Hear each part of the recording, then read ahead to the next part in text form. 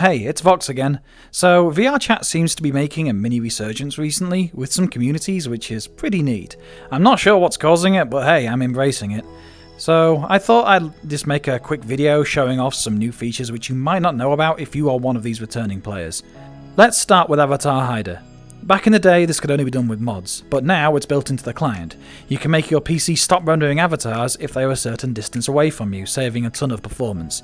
If you see in the video now, do you see that blue ring on the floor?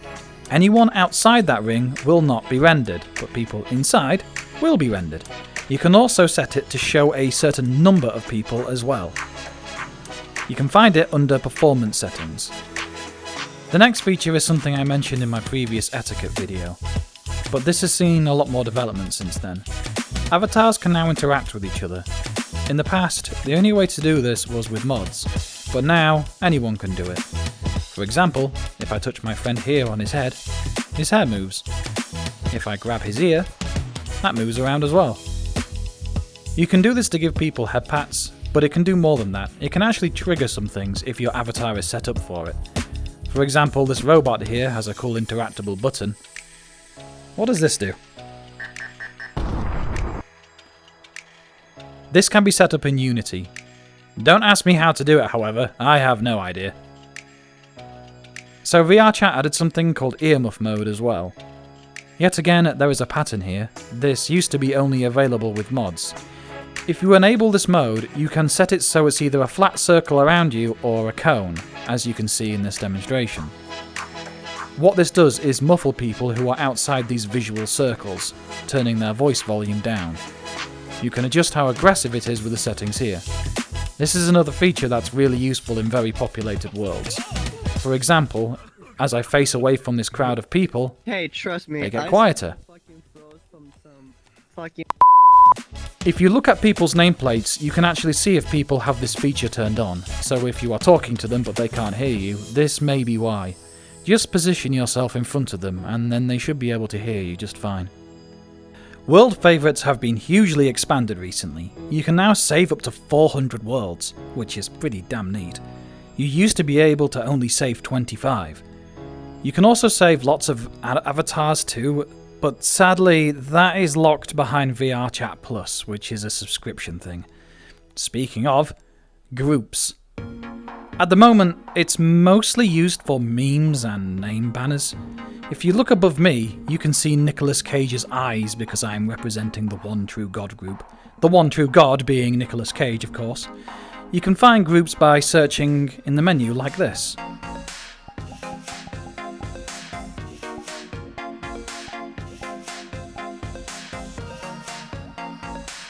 You can change which group you're representing like this. See? Now I am a verified problem. Let's hope VRChat doesn't change the layout anytime soon. Groups are a great way for people to form communities in VRChat based around a particular topic, such as Nicolas Cage. The moderators of each group can create a group-only or group plus instance that everyone inside the group will be able to see and join.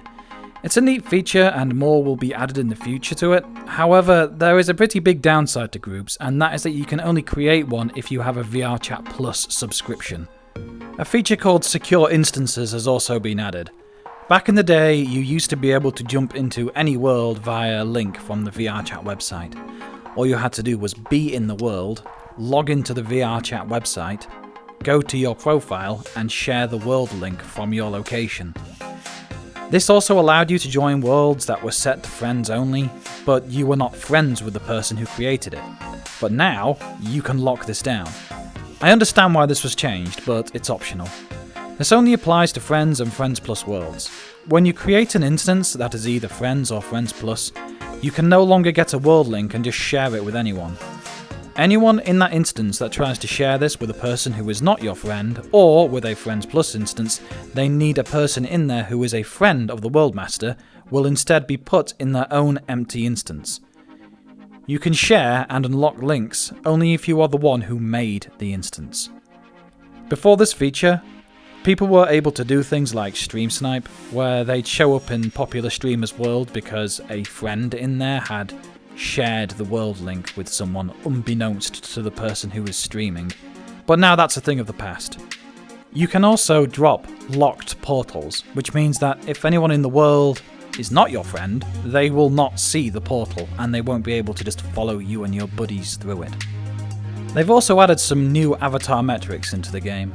So, some of you might have come back to the game and noticed that your avatar rating is now very poor, where it was rated good or medium or something else before. This is because VRChat has added texture memory as a metric for what counts against your avatar's performance rating. This caused quite a bit of uproar when it was introduced. The reason why this was done is because each texture in the world and on player models has to be loaded into your GPU's VRAM, and if these textures are massive in size, it would take up a lot of that precious space. If it fills up completely, your computer has to start putting it into system RAM instead, which causes a significant performance hit. By putting this metric in, performance has gone up for those who spend time in busy worlds who have very poor avatars hidden. And lastly, Avatar 2.0 is gone. Well, kind of. You literally cannot upload avatars that use the old SDK anymore to VRChat. You also cannot download the Avatar 2.0 SDK either. VRChat have stated that they no longer support uploading new avatars that use this old SDK, but they will continue to support them in-game. That is until something comes along that will give them a reason to drop it entirely. What that means is that if a new feature is blocked or a bug is introduced because of Avatar 2.0's existence within the client, it will just be removed. You have been warned, update your avatar. I think that covers everything I can think of which most players will want to hear about if they're returning to the game. There are a few other things that were introduced, but they're things that 99% of players won't even notice or care about. I was going to go over OSC, but again, most players are not going to really care about that, but there's a short video explaining it right here. So, I'll see you all later.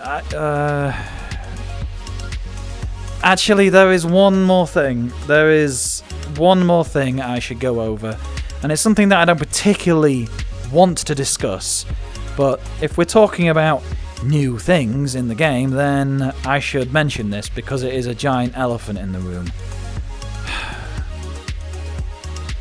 EAC anti-cheat. EAC anti-cheat was introduced, which stopped all mods working. This caused enormous backlash in the community, and I don't really want to go into a debate over it. That's all I'm saying on the matter. Factual statements and nothing more. Mods are gone, EAC is here to stay. And that's how it is now. Okay, so I am actually now going to leave. I have some new stuff in the works showcasing various things in VRChat I think people should, like to check out, such as furry dance clubs, how VRChat has helped people with social issues, etc, etc, but that won't be out for a little bit. I have some new worlds to show off as well, so for realsy this time, bye bye, and I hope you all have a wonderful day.